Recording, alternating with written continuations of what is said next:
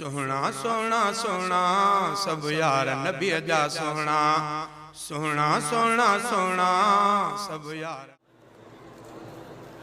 نحمده ونستعينه ونستغفره ونؤمن به ونتوكل عليه ونعوذ بالله من شرور أنفسنا ومن سيئات أعمالنا من يهده الله فلا مضل له ومن يضلله فلا هادي له ونشهد أن لا إله إلا الله وحده لا شريك له ونشهد أن سيدنا وسندنا ومولانا محمدًا عبده ورسوله أرسله بالحق بشيرا ونذيرا وداعيا إلى الله بإذنه وسراجا منيرا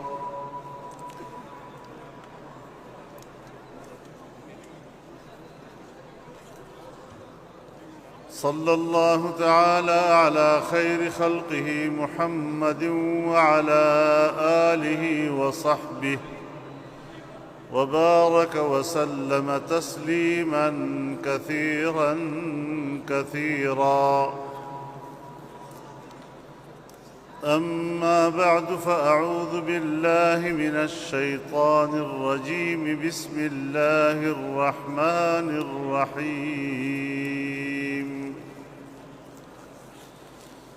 قد جاءكم من الله نور وكتاب مبين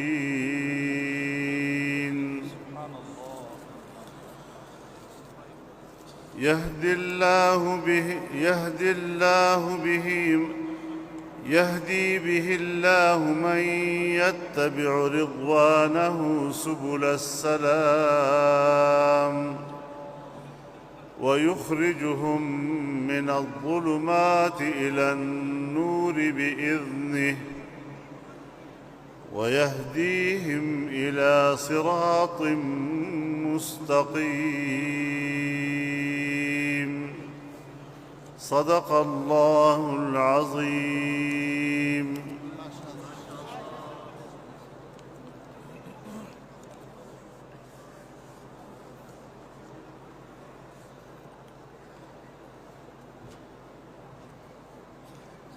ان مسابقات کے کنوینر عالی قدر حضرت قاری احمد تھانوی صاحب دامت برکاتہم العالیہ، وفاق المدارس العربیہ کے ناظم اعلیٰ حضرت مولانا محمد حنیف جالندھری صاحب دامت برکاتہم، اسٹیج پر موجود اکابر علماء کرام، مشائخ عظام، طلباء عزیز، برخورداران ملت، خدام قرآن، میرے بھائیوں، میری بہنوں اور بیٹیوں،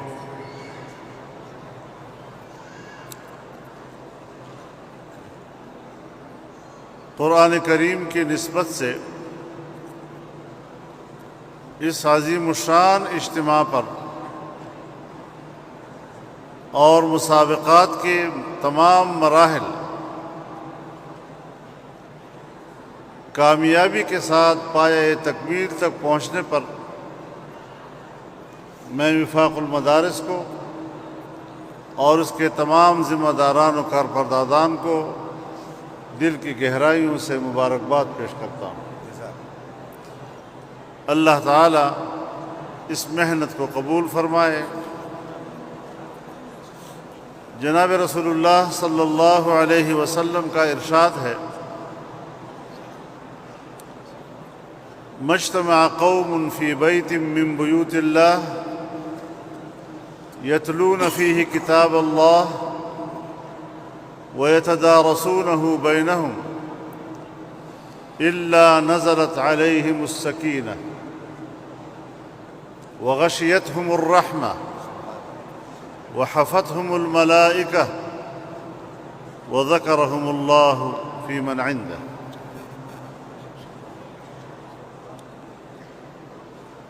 جناب رسول اللہ صلی اللہ علیہ وسلم کا ارشاد ہے، فرمایا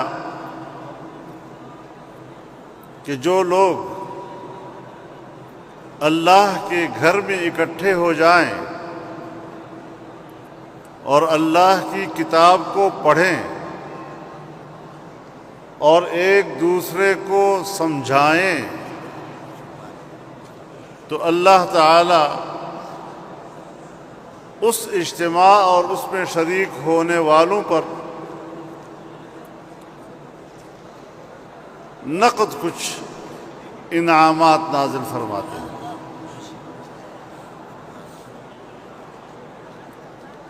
پہلا انعام یہ کہ اس اجتماع میں شریک ہونے والوں پر سکینہ نازل کرتے ہیں۔ سکینہ، سکون، تسکین، یہ ضد ہے اضطراب اور پراگندگی کی۔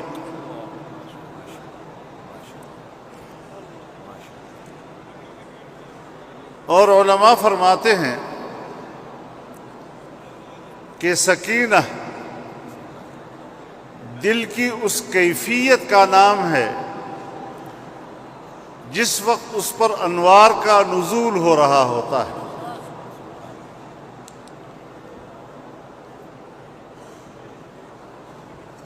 وغشیتہم الرحمہ، اور اس مجلس اور اس میں شریک ہونے والوں کو رحمت ڈھانپ لیتی ہے۔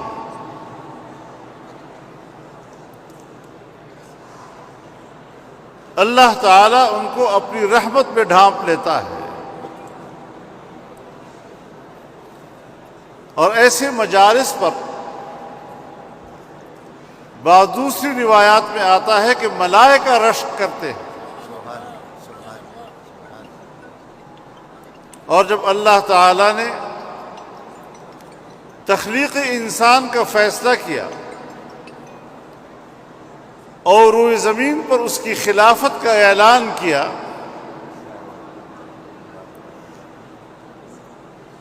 تو ملائکہ نے اس وقت کہا، قالوا اتجعل فیہا من یفسد فیہا ویسفک الدماء،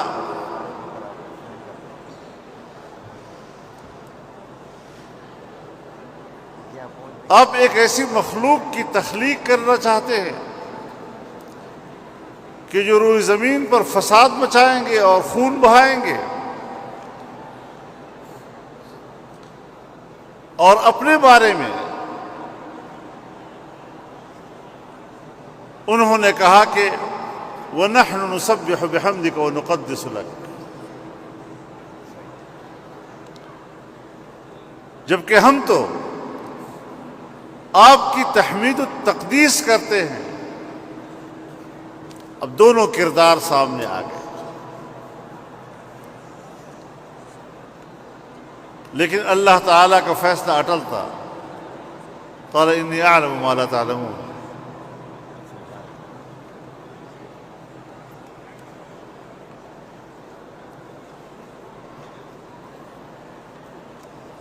تو جب ایسی مجالس منعقد ہوتی ہیں تو ملائکہ کو اپنی وہ بات یاد آتی ہے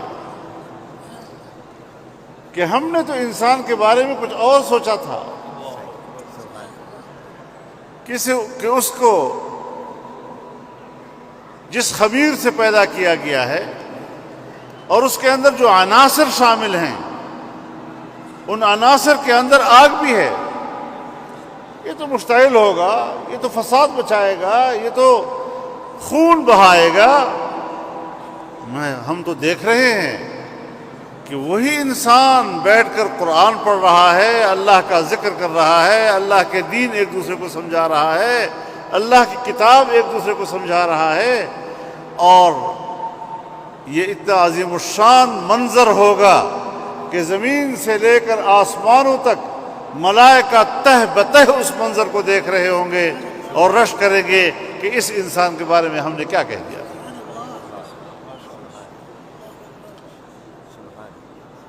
آج جو علماء کرام مدارس دینیہ میں علم دے رہے ہیں اور علم کے بعد اس علم پر عمل سکھانے کا طریقہ بتاتے ہیں، عمل کرنے کا طریقہ بتاتے ہیں، ایک ہے تعلیم اور ایک ہے تربیت۔ جناب رسول اللہ صلی اللہ علیہ وسلم کی ایک حیثیت معلم کی تھی، انما بعثت معلما، میں استاد بنا کر بھیجا گیا ہوں، اور دوسری حیثیت آپ نے فرمایا بعثت لأتمم مکارم الاخلاق، میں بلند اخلاق اور اعلیٰ تربیت دینے کے لیے بھیجا گیا۔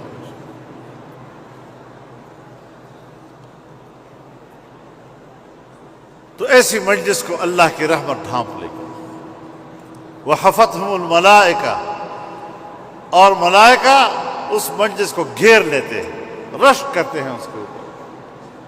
وذکرہم اللہ فی من عندہ، اور اپنی مجلس میں اللہ اس مجلس میں شریک ہونے والوں کو یاد کرتے ہیں۔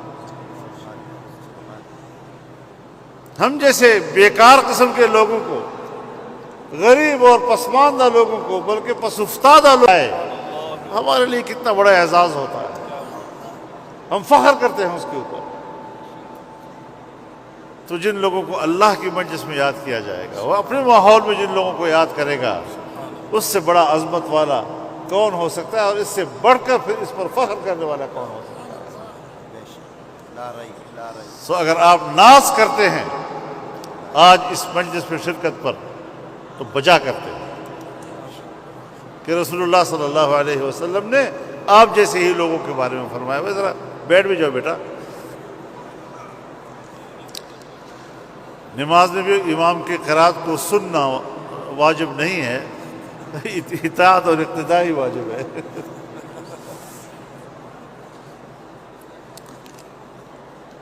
تو میرے محترم دوستو، اب یہی قرآن ہے، یہی کتاب ہے، اس پر عمل کرو گے تو یرفع بها اقواما، اور اس کی طرف پیٹھ پھیرو گے، نافرمانی کرو گے تو یدع بها آخرین، اسی سے انسانیت اوپر بھی جاتی ہے اور اسی سے انسانیت نیچے بھی آتی ہے۔ معیار قرآن کریم ٹھہرا دیا ہے۔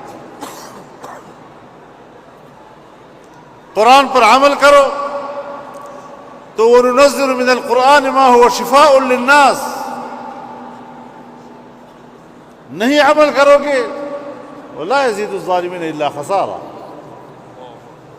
دونوں پہلو سے دیکھنا چاہیے کہ عمل کرنے کا انجام کیا ہے اور عمل نہ کرنے کا انجام کیا ہے۔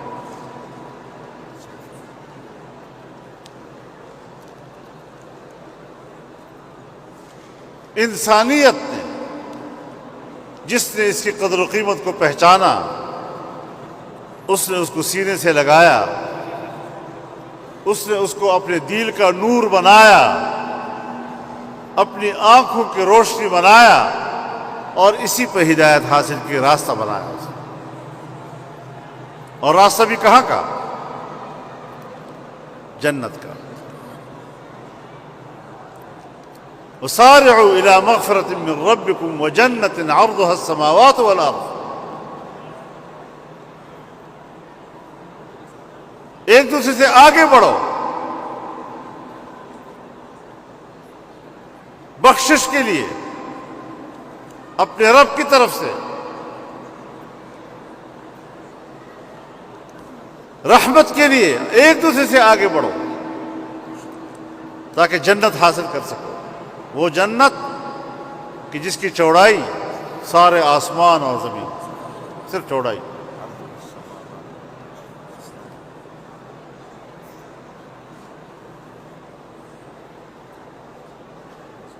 اسی لیے فَلْيَتَنَافَسِ الْمُتَنَافِسُونَ، اسی لیے یہ مسابقے۔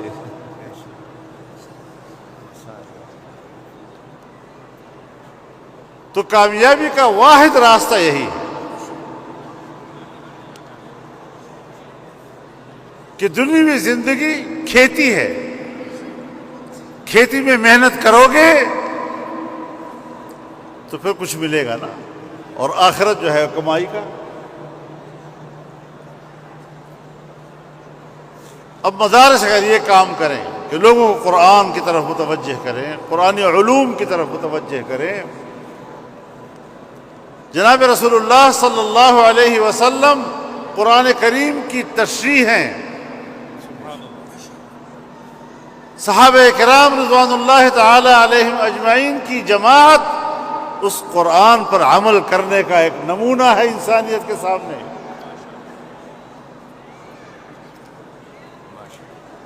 کیسے معلم اللہ نے انسانیت کو عطا کیا۔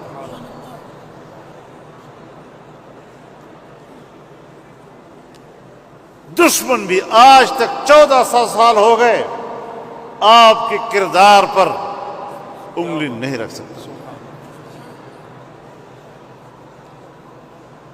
لیکن جو آنکھوں کے بھی اندھے ہیں اور دل کے بھی اندھے ہیں ان کو کیا کہیں۔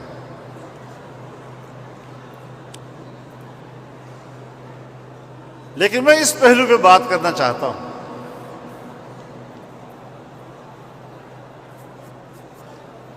ہم کہتے ہیں کہ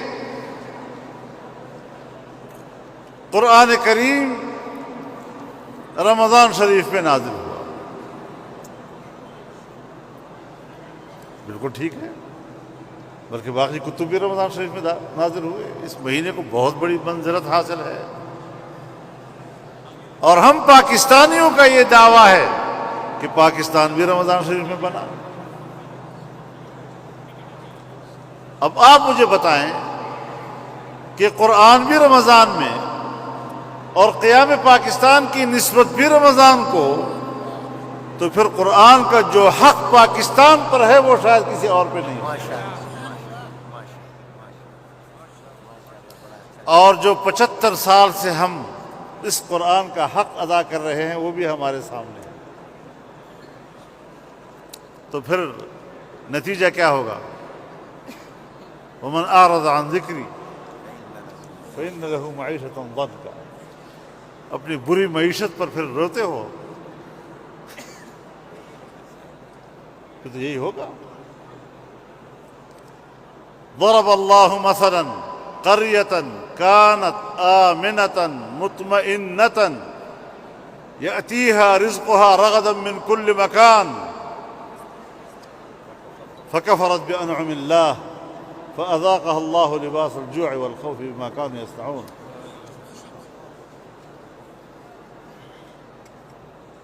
اللہ تعالیٰ ایک ایسی آبادی کی مثال پیش کرتا ہے جہاں امن بھی تھا اور جہاں اطمینان بھی تھا، اور پھر اس امن اور اس اطمینان کے ایک علت بھی بیان کر دیتا ہے کہ معیشت بڑی خوشحال تھی، یأتیہا رزقها رغدا من کل مکان، ہر طرف سے رزق کھچ کھچ کے آتا تھا، انہوں نے قدر نہیں، نافرمانیاں شروع کر دی۔ جب نافرمانیاں شروع کی فکفرت بانعم اللہ فاذاقها اللہ لباس الجوع والخوف، پھر معاشی تنگی بھی مسلط کر دی، بھوک اور پیاس بھی، اور خوف بھی، بدامنی بھی۔ اپنی بدامنیوں کا اندازہ لگائیں، ایک دن بلوچستان میں حادثہ ہوتا ہے، 42 آدمی شہید، اگلے دن ایک دینی مدرسے میں حادثہ ہوتا ہے، مجھے جو آج رپورٹ ملی ہے وہ تو تقریباً 40 کے قریب طلباء ہیں. اور آج پشاور میں جو ہوا، ہماری پوری ہمدردی ہے ان کے ساتھ، ان کے خاندانوں کے ساتھ.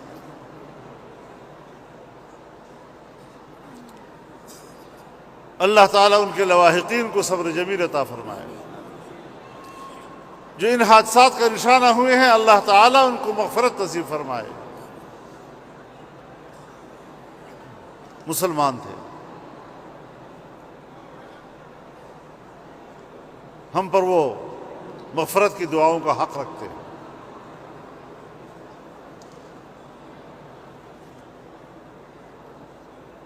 آپ ہی کے ساتھی تھے، قرآن پڑھنے والے چھوٹے بچے.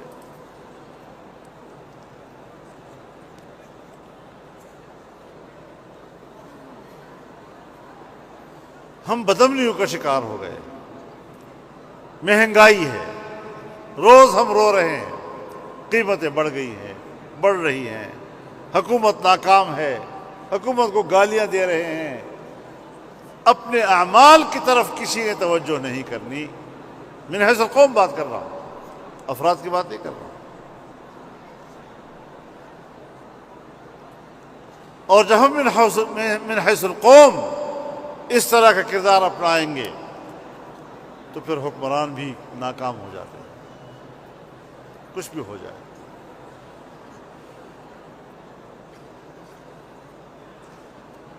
لیکن بہرحال ہمارے دینی مدارس نے علم کو تقسیم نہیں کیا. واضح کہہ دینا چاہتا ہوں، علم کو تقسیم کیا ہے انگریز نے.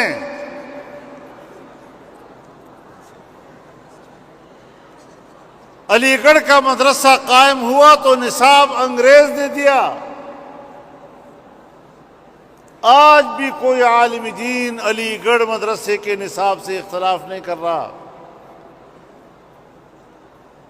اتنا کہتا ہے کہ برصغیر میں قرآن کا علم تھا، وہ نصاب میں کیوں نہیں؟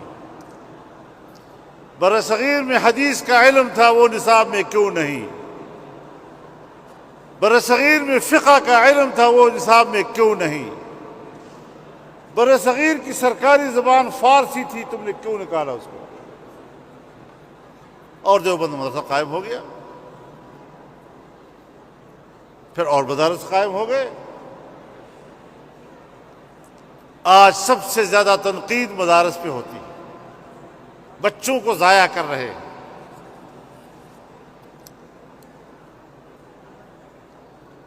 ان کو احساس نہیں ہے مدارس کے اندر پڑھنے والے نوجوانوں کی معیشت کا.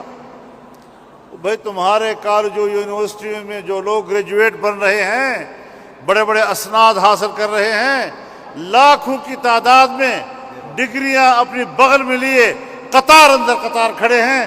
تم ان کو روزی نہیں مہیا کر سکتے، معیشت مہیا نہیں کر سکتے. میری فکر لگ گئی ہے آپ کو؟ ان کو تو پہلے پورا کرو. لیکن میں واضح طور پہ کہنا چاہتا ہوں، جتنی بھی خوبصورت الفاظ کے ساتھ کوئی مقدمہ پیش کرے، کوئی موقف پیش کرے، آج کی بین الاقوامی اسٹیبلشمنٹ، امریکہ، مغربی دنیا، وہ دینی مدرسے کا خاتمہ چاہتی ہے، اور ہم اس وطن عزیز میں ان کے ایجنڈے پر عمل درآمد کرنا چاہتے ہیں. بس یہی کچھ ہے. لیکن انشاءاللہ یہ خواب پورا نہیں ہوگا، کبھی پورا نہیں ہوگا انشاءاللہ.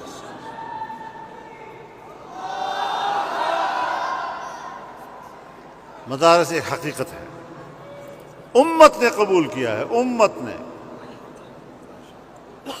جس چیز کو امت قبول کرے وہ خدا یہ ہو سکتا ہے کہ سرکار کے انتظام کے تحت قائم مدارس، مکاتب، سکولز وہ شاید کہیں پر ابھی بھی نہ ہوں، اور لوگ مطالبہ کریں ہمارے ہاں پرائمری اسکول کھول دو. لیکن ایسی جگہ آپ کو کہیں نہیں ملے گی جہاں قرآن و حدیث کے لیے کوئی مکتب موجود نہ ہو،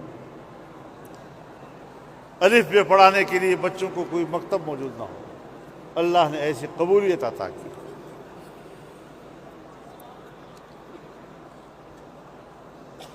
اور ہم نے کب کہا کہ آپ نصاب کو تقسیم کریں؟ حضرت شیخ الہند رحمہ اللہ مالٹا سے واپس آئے اور اپنی زندگی کی وہی چند مہینے باقی تھے، سال پورا نہیں کر سکے، اسی میں علی گڑھ گئے اور ان سے کہا نصاب ایک کر۔ انہوں نے پذیرائی نہیں دی۔ شیخ الاسلام حضرت مدنی رحمہ اللہ انہوں نے مشترک نصاب بنا کر ہندوستان میں مشتہر کیا، پذیرائی نہیں ملی۔ پاکستان قائم ہوا، حضرت مفتی محمد شفیع صاحب رحمہ اللہ، حضرت مولانا تقی عثمانی صاحب کے والد گرامی، سن 47 سے 51 تک انتظار کرتے رہے اور زور ڈالتے رہے کہ مشترک نصاب۔ یہاں کی بیوروکریسی نے قبول نہیں کیا، یہاں کی اسٹیبلشمنٹ نے قبول نہیں کیا، پھر ہمارے خلاف تقریریں، تم لوگوں کی صلاحیتیں برباد کر رہے ہو۔ آؤ، آج بھی ہم تیار ہیں اس بات کے لیے، لیکن یہ کہ ہم نے تمہیں کچھ مدرسے حوالے کیے تھے، ہم نے تمہیں کچھ مدرسے حوالے کیے تھے، اس کا جو انجام ہم نے دیکھا، 75 سال کے بعد بھی اب ہم تم پر اعتبار کریں کہ تم دینی مدرسے اور دینی علوم کی حفاظت کرو گے؟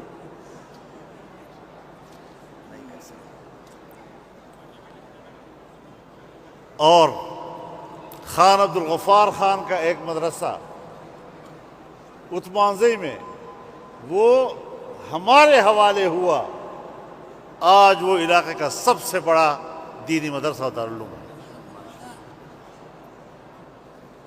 ہم نے اس کی حفاظت کی ہے اور ٹھیک ٹھاک کی ہے، برباد نہیں ہونے دیا اس کو۔ ہم کسی کی خدمات کو ضائع نہیں کرتے، قدر کرتے ہیں اس کو۔ اب میرے محترم دوستو، اس کے باوجود بھی تنگ نظر آپ کو کہا جاتا ہے۔ مولوی صاحب بڑا تنگ نظر ہے، بلکہ مولوی صاحب سے پہلے مسلمان بڑا تنگ نظر ہے۔ یورپ بڑا وسیع نظر، یورپ میں آزادی ہے، مسلمانوں میں تو تنگی ہے اور قید ہے۔ کیا جھوٹ بولتے ہو یار؟ دیکھو، سیدھی سادی بات ہے، ہم یہودیوں سے بھی کہنا چاہتے ہیں، مسیحیوں سے بھی کہنا چاہتے ہیں، دنیا کے عیسائیوں سے بھی کہنا چاہتے ہیں کہ یہودیوں کا ایمان اگر تورات پر ہے، اور یہودی اگر حضرت موسیٰ علیہ السلام کو اپنا پیغمبر مانتے ہیں، ہم بھی ان پر ایمان لاتے ہیں۔ ہم تورات پر بھی ایمان لاتے ہیں اور ہم موسیٰ علیہ السلام پر بھی ایمان لاتے ہیں۔ نصارہ سے کہنا چاہتے ہیں کہ اگر تمہارے نزدیک انجیل مقدس وہ آسمانی کتاب ہے اللہ کی طرف سے، ہم بھی اس پر ایمان لاتے ہیں۔ اگر حضرت عیسیٰ علیہ السلام آپ کے پیغمبر ہیں، ہم بھی اس پر ایمان لاتے ہیں۔ لیکن انبیاء کا سلسلہ جب جناب رسول اللہ حضرت محمد صلی اللہ علیہ وسلم پر مکمل ہوتا ہے، اور کتابوں کا سلسلہ جب قرآن کریم پر مکمل ہوتا ہے، تو آپ ہمارا انکار کرتے ہیں، ہم آپ کا انکار نہیں کرتے۔ سو ہم اقرار کرنے والے ہیں، اقرار کرنے والا وسیع النظر ہوتا ہے، تم انکار کرنے والے ہو، انکار کرنے والا تنگ نظر ہوا کرتا ہے۔ تو یہ ہے وہ قرآن کریم کی وسعت، اسلام کی وسعت، اس کا اعتدال اور انسانیت کے لیے اس کی تربیت کا نظام۔ یہ فاصلے کس نے پیدا کیے ہیں؟ ان فاصلوں کا ذمہ دار کون ہے؟ اور میری تو عادت ہے، جمعیت علماء آج ملک کی سیاست کی ایک حصہ ہے، لیکن ہم حکومت کے خلاف ہوں یا حکومت کے اندر ہوں، دینی علوم، مدارس، اور قرآن و سنت کے قانون کے لیے ہماری خدمات رہتی ہیں. حکومت میں رہ کر بھی اختلاف کرتے ہیں اگر معاملہ گڑبڑ ہوتا ہے تو حکومت کی وجہ سے موقف تبدیل نہیں کرتے. اور یہ ہمارے سارے اکابر گواہ ہیں اس کی. اپنا مقدمہ ہر جگہ لے جاتے ہیں اور دلائل سے پیش کرتے ہیں. کوئی اشتعال میں ہم نہیں آتے, جھگڑا ہم نہیں کرتے, لیکن اس چیز کو ہم لاتے ہیں. اور یہ مغرب اتنا تنگ نظر, یہ جو قرآن کو جلاتے ہیں, تو یہ لوگ غیظ و غضب میں آ کر اس قسم کی حرکتیں کرتے ہیں. مسلمانوں کو کیا اشتعال دیں گے؟ تم خود اشتعال میں یہ حرکتیں کر رہے ہو. تم ہمیں کیا وسیع نظری کا درس دو گے؟ تم اپنی تنگ نظری کا مظاہرہ کر رہے ہو. تم ہمیں کیا شائستگی بتاؤ گے؟ تم اپنی غلاظت اور خباثت کا مظاہرہ کر رہے ہو. کوئی ایسی بات نہیں ہے, ہم مقابلہ کریں گے. اور اسلام قائم ہونے کے لیے ہے. حق ہمیشہ رہنے کا نام ہوتا ہے اور باطل ہمیشہ کے لیے مٹنے کا نام ہے. سو تم ہمیشہ کے لیے مٹنے والے ہو اور ہم ہمیشہ کے لیے قائم رہنے والے ہیں انشاءاللہ.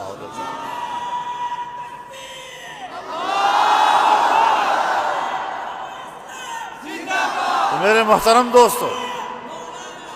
محترم دوستو, ان باتوں کو مد نظر رکھیں اور مدارس کے طلباء اور پھر یہ معصوم بچے, انہوں نے قرآن یاد کیا. انگریز نے بھی ایسا کیا تھا کہ سب سے بڑا مسئلہ یہ ہے کہ ان کے بیچ میں ایک کتاب ہے, وہ کتاب اصل مسئلہ ہے. اس کے نسخے اکٹھے کیے اور کو آگ لگائی. یہ مغرب میں ابھی ایک آدھ قرآن کی بات ہو رہی ہے نا, انہوں نے تو سارے مسجدوں سے اور ہر مولوی کے گھر سے قرآن کے نسخے اکٹھے کیے. اور ہمارے اکابر نے 2 بچے آگے کیے اور ابتدا سے لے کر بسم اللہ سے لے کر والناس تک کا قرآن سنایا. کہا اس سینے سے کیسے نکالو گے؟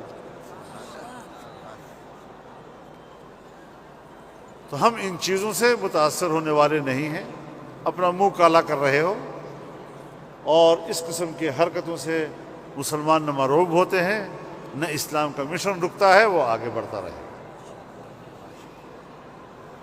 تو یہ وہ حقائق ہیں جس کی بنیاد پر ہم نے آگے بڑھنا ہے انشاءاللہ العزیز. اور یہ جمعیت مدارس کی, طلباء کی, علماء کی انشاءاللہ العزیز نظم کے ساتھ اور اسلامی تعلیمات کے مطابق آگے بڑھے گا. اللہ تعالی ہمیں توفیق دے کہ ہم اس کے خادم بنیں اور اس سلسلے کو آگے بڑھائیں. اور جنہوں نے کامیابی حاصل کی ہے, چاہے وہ ڈویژن لیول پر ہے, چاہے صوبے لیول پر ہے, چاہے یہاں مرکزی لیول پر ہے, میں کامیاب طلباء اور پوزیشن حاصل کرنے والے طلباء کو مبارکباد پیش کرتا ہوں. ان کے والدین کو مبارکباد پیش کرتا ہوں. ان کے مدارس اور اساتذہ کو مبارکباد پیش کرتا ہوں. اللہ تعالی قبول فرمائے. اور میری ایک شرکت ہے اس میں کہ جو پہلے نمبر پر آیا ہے وہ ایسے مدرسے کا بچہ ہے کہ جس کا محتمم صاحب جو ہے وہ میرا کلاس فیلو ہے. تو اس وجہ سے یہ میری بھی خوش قسمتی ہے کہ میرے دوست کا ایک برخوردار آج وہ پہلی نمبر پہ پورے ملک پہ آ رہا ہے. اللہ تعالیٰ قبولیت فرمائے. آپ